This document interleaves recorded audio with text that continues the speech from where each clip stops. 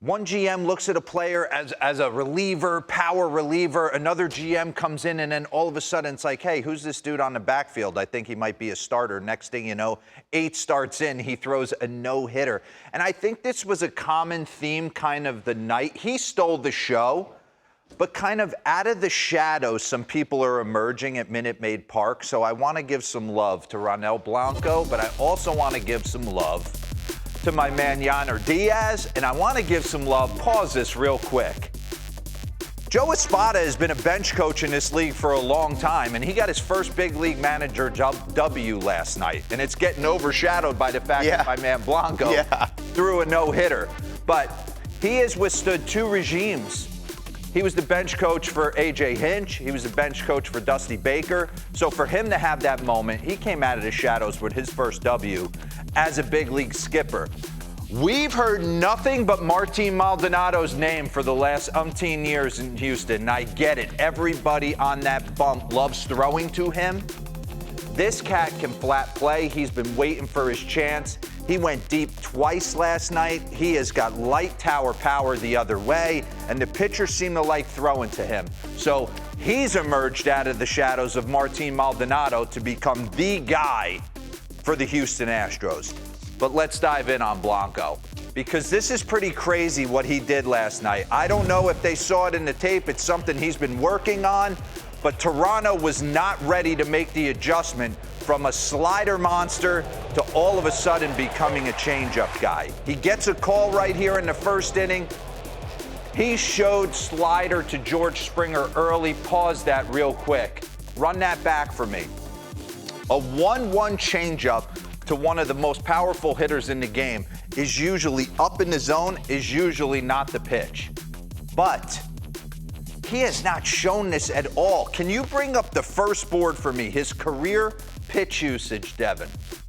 Take a look at this. It's fastball slider. This is almost 90%. So that's what you would flip a coin. If I'm at the plate, it's like, all right, heater slider. I'm going to eliminate one side of the plate. I'm going to stay up in the zone.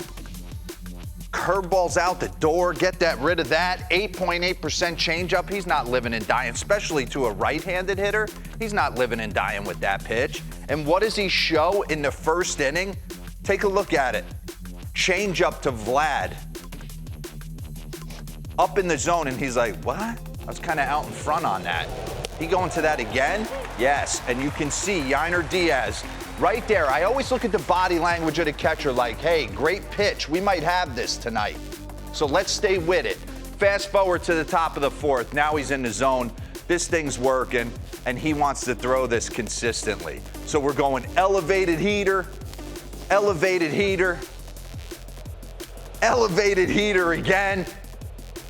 And then he throws this wrinkle changeup in the same tunnel up that was just disgusting, and gets kind of Vlad in that proverbial rocking chair. And then he goes to work with his old bread and butter, the sliders to Justin Turner. And now we're going heater away, and same tunnel on that heater away. He goes changeup off of it. So he knows he has that pitch working. And it's more of the same. He doesn't deviate. Heater's top of the zone, changeup's kind of top of the zone, and then when he needed a put-away pitch, he could bounce it. It was incredible all night. And he had, one of those moments with Diaz where they get to enjoy it. Look at that. Family in the stands.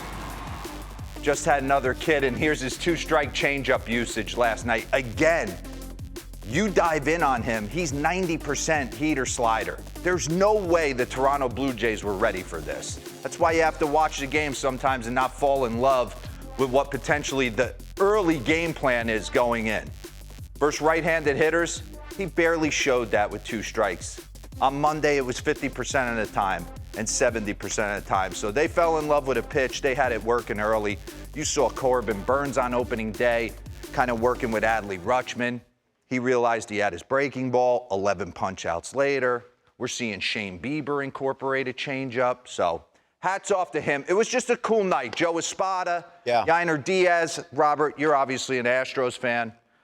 Yeah, I mean, that was the first, Joe Espada is the first manager in history to have his first win come via a no-hitter.